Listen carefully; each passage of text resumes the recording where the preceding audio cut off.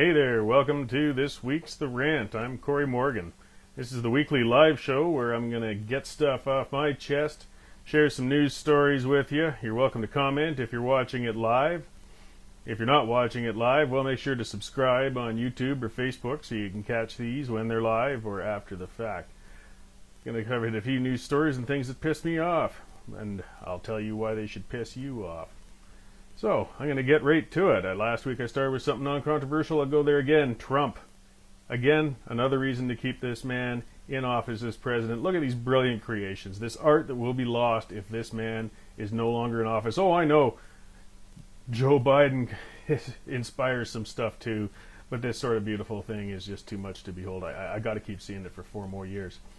Now, I really want to hit on cancel culture this week, though, because with our polarized politics, people are trying to shut down debate, discussion, exchanges on every level, particularly, again, of course, when it comes to conservatives. And I want to look at the man with the top podcast on earth, just about, Joe Rogan. He's been running it for years. He gets something like 300 million downloads a month. Spotify recently bought his show, a big step up, for $100 million. Now, Joe Rogan continued to be Joe Rogan. The reason he built that tremendous giant audience he has is because he speaks his mind. His mind might not always be the most rational or non-offensive thing. Get over it. He also has controversial guests on a lot. That's what makes him interesting. That's why hundreds of millions of people have downloaded his show. So what's happened? Well, the woke staff at Spotify are threatening to strike. They're saying we can't handle working for a company that has this man on here. We're going to strike, we're going to leave, censor him, get him under control, or we're leaving. So Spotify, as this National Post article says, has a dilemma on whether or not to censor his podcast or call it free speech. I suspect that Joe's got a pretty good contract, and if they try to censor it, he's probably going to get out of it with his 100 million or a big chunk of it, and then he can just start up again elsewhere. His fans will follow him, so I don't see where this is a dilemma. Leave him the hell alone. And if somehow he submitted to being censored like that, semi-cancelled, he's going to lose his listeners and followers. That's the reason people tuned into him in the first place. Part of what's got them so pissed off at Rogan as well, though, is he's doing what a lot of conservatives are doing, and they're leaving California in droves because the socialism and disasters and lack of police and homelessness and just general outcomes that you always get with decades of liberal governance have gotten to him. The Daily Wire with Ben Shapiro moved to Texas because Texas is still that bastion of freedoms that appreciates these sorts of things. And look at that home Joe bought himself, $14.4 million, a Lake Austin mansion in Texas. Good on him. I mean, you earned it. Keep earning, keep entertaining us. And let's have a look at, here's again, this just came out. This is on the Standard at the news. We cover these things. Dave Naylor writes some fantastic pieces on there. California says they're going to ban gas-powered vehicles in 14 years and end fracking. Now, California's broke. I mean, they're up shit creek. They're in a lot of trouble as it's sitting fiscally, much like the rest of the world, and Canada's fast on their heels. But one of their revenue-generating areas, Hollywood's shut down these days, is at least their oil field. There's actually a lot of heavy oil in California. Those hypocritical celebrities like to forget to mention that. They need fracking, though, to keep those fields rolling. So they're going to shut down their oil fields.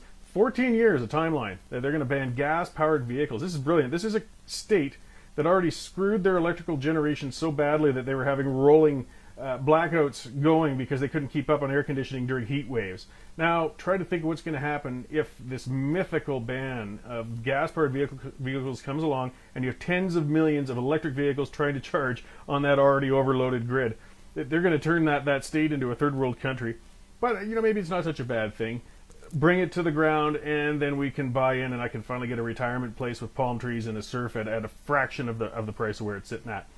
So, staying on the cancel culture, though, we've got a story a little closer to home with Ryan Jespersen. For those not familiar with him, was a talk show radio host with 630 Choad in Edmonton. People are all lighting their hair on fire because he got fired from 630 Choad.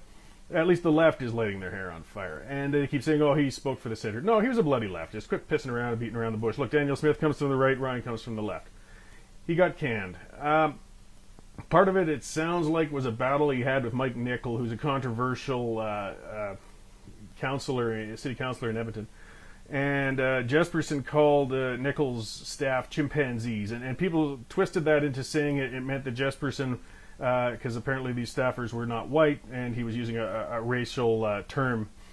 Personally, I don't think that was Jespersen's intent. He was just planning on being an asshole, and he's good at that. Whether or not it was fireworthy, I don't know, but he did get fired, and there's not a lot of people going to miss him. The thing that gets me with Jespersen, and I'm not celebrating his loss of a job, it sucks. People are losing jobs all over. This is one more unemployed person. But the hypocrisy. Ryan Jespersen reaped what he sowed. And here's a tweet he sent at me. So this was when Don Cherry was getting wiped out for a relatively innocuous comment. Well, just a standard Don Cherry thing where he said, "you people." And he got fired, he got shut down, and people were discussing that. And here's a tweet you can see from me back in November. I said, it's sad to me, people don't understand that you don't have to agree with something somebody says in order to support their right to say it. I mean, it's a twist on that long-held belief in full free speech. Jespersen responds to me, quote tweeting me, says, "Indeed, also troubling how people don't understand that freedom of expression doesn't equal freedom from consequence." Well, you sure figured that out, didn't you, Ryan? So, that high horse sure must have sucked to fall off of. And he went further in that same discussion thread to say it's similar in the sense that I'm free and expected to speak my mind, with the caveat and specific contract language indicating, I guess he should have watched that contract a little more closely, that I'll be canned if I offend or alienate enough sponsors and listeners. It's business. Cherry's job is to be controversial about hockey, not immigrant Canadians. Well, now, Cherry's job was to entertain, and part of that was, if he was just a dry hockey commentator, he wouldn't have built that beautiful empire that he had going on there. I think, in my view, though, the case is the same with both. These media outlets are losing a lot of money no matter what they're doing. It was pointed out to me that since, in the last 2 years, 630 Choad and Ryan Jespersen held the prime daytime hosting on that, has lost a third of their listenership in 2 years. So there's some big issues going on. Yeah, it's in the contract. If you offend people, they can fire you. I suspect that the chimpanzees comment gave them an excuse, but the reality was they got to get rid of you and try and get somebody in there who's going to bring some listeners back because they're in trouble. And as Dean's saying, it looks good on Jespersen. Yeah, well, Jespersen hasn't really endeared himself to a lot of people because he has been a bit rough online, but hey, so am I, so I'm not going to fault him for that.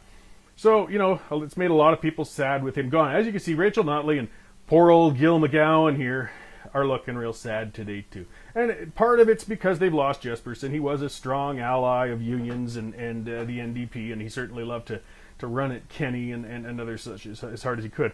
But the reason that Rachel and Gil are really this sad today is that they invested weeks and weeks in fear-mongering, in telling Albertans that Jason Kenney was going to kill their children, they're going to kill grandmama, life is going to come to an end because we're opening the schools. The kids are going to go to the schools, the COVID pandemic is going to hit those schools, sweep through, their teachers are going to die, it's going to be catastrophe, the friggin' world's going to end. They were sure that they caught Kenney in a corner, and they were all ready to jump all over him when the infections went wild. Well, it's been a few weeks since the schools opened up, and shit. Cases are down? The kids all went back to school and the cases went down? Now what the hell is she going to do? Well, we're seeing she keeps going on about that fake corporate tax giveaway thing that she's always hung up on, and back to her old line, but they lost out on what they figured they were going to set the tone for the whole fall. I'm sure they're still crossing their fingers hoping to see some massive outbreaks that'll kill a janitor somewhere in a school or something that they can jump on and call Kenny a murderer.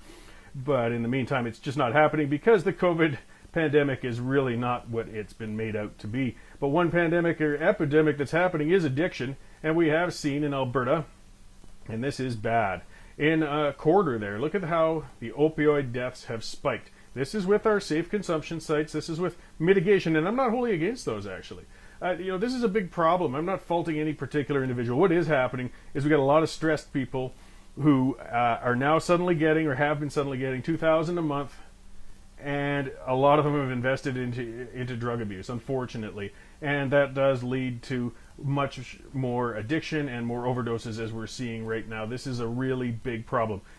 Opioid deaths are killing more people than COVID. Now, if we spent even half of what we've spent pissing around with COVID on mental health facilities and addictions treatment, I suspect we'd have saved a hell of a lot more people than what we're getting out of this. This is trying to stop what it really is turning out to be a bad flu that really harms the elderly and the vulnerable. I mean, it's still something dangerous, but we've overreacted to it, and in the meantime, suicides, opioid deaths, and other things are rising. We've got to take a reality check here. Look at that spike. That is disturbing, it's embarrassing, and it's horrible to see. These are people's children dying out there. So, I'll get on to a good news thing. Trump approved a $22 billion railway between Alaska and Alberta. This is fantastic. It really is. The potential for this. You know, I get tired of that high-speed rail, futuristic crap between Edmonton and Calgary. This is a luxury, a notion, an idea. But a functional railway between Alaska and Alberta. This is Alberta getting a new route to Tidewater, finally. For a number of products this can happen. I mean, yes, petroleum, petrochemical products. I mean, you can see this line would be starting up in the oil sands area. Can be moved out to the coast that way. Things can be moved down as well. When you think that rail line can bring in shipping things from Asia, ship them down, use Alberta as a distribution hub, and we can ship throughout North America. Winnipeg, you know, a rail hub as well. I mean, this line could really benefit Alberta. What's really neat is the way they drew that. I worked 4 years in the Arctic, and I'd have to drive up there every year past Whitehorse. But if you look at that line, the Alaska Highway actually crosses in and out of the Yukon Territories and Northwest Territories and BC a couple of times before it gets up there. It's really rough terrain.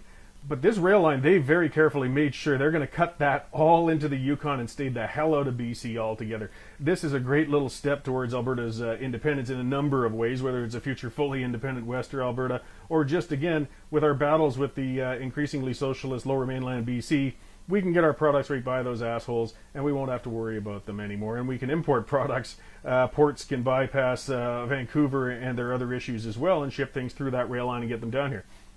Hopefully this gets built. That's a very large project. It's $22 billion. They feel they're bringing in private investors. They've already done a lot of groundwork and survey and made deals with a lot of the indigenous communities up there. I mean, that's going to help along the line, too, for communities that haven't had many industries. Now they've got a means to bring product to market if they've got local resources. So that's one good news story today. And, of course, you know the federal government is going to find some damn reason or another to try and stop it. So we better get ready to protect this thing, and soon. So, speaking of Ottawa, here's our moron-in-chief right now, Justin Trudeau, Pierre Jr. And yeah, he wasted the media's time, wasted Canada's time with this post-throne speech address to the nation. He got all the media lined up, promised it wouldn't be a political speech, said, you know, I've got something very important to go over. Typically, if you address the nation in Canada like that, if a prime minister does, it's over a constitutional crisis or something to do with a war, or at least something as big as dissolving parliament and calling an election. What was it? Oh, infections are up a little bit. Now let me spend the next 15 minutes on political bullshit. And bullshit it was. So I hope the media has learned a bit of a lesson to pandering to this guy. Unfortunately, he dangles our tax dollars in front of the media to keep their goodwill, but he screwed them that night. He got himself 15 minutes of free advertising right across the nation. Canadians tuned in, thought something new was coming up. It wasn't. But he did reiterate some of his stupidity. I mean, the throne speech, all that did was lay out spending in a way that is utterly terrifying. Massive increases, completely unsustainable, and all based on debt. I mean, he's on that, oh, it's just so cheap to borrow, we'd be fools not to.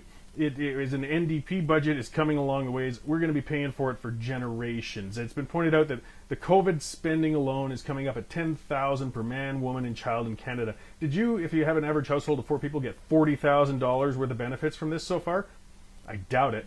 But you do have $40,000 more in debt. But let's listen to Justin talk about this debt. Let's let him speak here. We decided to take on that debt to prevent Canadians from having to do it. While we're dealing with this pandemic, I don't want you or your parent or your friend to take on debt that your government can better shoulder. So does this idiot really believe his own crap? I fear he actually does. So he really does have this fiscal disconnect that is so far removed from reality that he thinks that government debt isn't our debt. It's still our friggin' debt. I mean, he's getting better interest rates than my credit cards are right now. We'll see down the road. But he just feels it's a bottomless pit to borrow from. He's shouldering the debt, so you don't have to. What a hero. You want to do that? Dissolve your friggin' trust fund and give it to the taxpayers. That's how you can shoulder some of our debt, Justin. Otherwise, you're just borrowing us into a bloody hole to try and save your ass in another term from your minority government that you've already earned yourself. So, on to the fools of that minority government. I'll finish up. We've got, yes, she doesn't like the name, but she's earned it, Climate Barbie. Catherine McKenna. And she tweeted out, because what they aren't liking in government, of course, is the lack of control of the messaging. That's why they dangle the media around like they have, you know, with these addresses. That's why there's a $600 million media fund. That's why the CBC keeps getting over $1 billion a year to steal advertising dollars from what few private outlets are still trying to fight for them. And here's Catherine going on. I think there's a lot we can do, but the social media companies themselves need to step up. We don't have to regulate everything, but if you can't regulate yourselves, governments will. And she tagged the minister who'd also talked about licensing media outlets. Piss off, Catherine. You know, free media, free speech is critical. We don't need you guys poking into it. That already got her as a candidate for my Choad of the Week award. But since I chose her for that, she went one step higher here. But you know, I actually gave them some real advice. I said that if you actually say it louder, we've learned in the House of Commons, if you repeat it, if you say it louder, if that is your talking point, people will totally believe it. So just go it. Mr. Speaker, I wish that the party opposite would understand the cost of climate change right now. One of the hardest calls I ever had to do was to a rancher in Alberta, whose whole ranch burned down because of forest fires. There are people that are suffering from floods across the country. The Arctic is literally thawing, and they think it's a joke. Yes, she's preaching. She talked to ranchers. The lady who says she rides a bike while she's wearing those high heels, apparently, in the pictures. But she admits in a bar, basically that old line, if you tell a lie long enough, loud enough, over enough times, people will believe it. It was nice to catch her in that candid moment. You could see her lying in the House of Commons quite emotionally. But even that wasn't what got her the full Choad of the Week this week. No, that was thanks to the post-millennial, who found a video of our virtue signaler-in-chief here, Catherine McKenna, had gone to Indonesia where she attended an illegal cockfight. And it shows in the video that they actually had to bribe their way in because it's illegal. They banned it. Indonesia, even though they allow some pretty gnarly things, realized that it is so reprehensibly cruel to pit a couple of animals to rip each other to death for entertainment and betting. I mean, they tape razor blades to the feet of these roosters and let them rip themselves to shreds. Well, Catherine joined a group that actually bribed their way in to see it. She was so dedicated to seeing that. And while she was at it, they stopped in, and that's on the record as well. And it is legal, but she had a nice meal of dog meat in a restaurant while she was there. Yes, she likes talking about National Pet Day and animal rights and every other kind of virtue signaling she can, but she literally has eaten puppies. And we do know that the treatment of dogs in these places where they eat them is abhorrent. I'm not even fully against eating just about any animal, but it's our obligation as humans to treat them as humanely as possible before we do. And those dogs are not treated well. They're often tortured to death. But that didn't stop Catherine from having another experience like, it was probably important to her. So that's earned her the Choad of the Week award for this week. I'm sure there'll be a lot more to rant about next week. Make sure to subscribe, watch for it. It'll be somewhere around 7:30ish whenever I get around to it next Monday. We're building our digital news on the Western Standard. Make sure to subscribe as a supporter of the Western Standard. We aren't getting anything from the Liberal government or Trudeau or Catherine or any of the rest. And we're still cranking right along and giving some great news coverage and now, what I like to think, some great ranting, or at least for my sake, on this video site. So, thanks to those listening in, and I'll see you on the next one.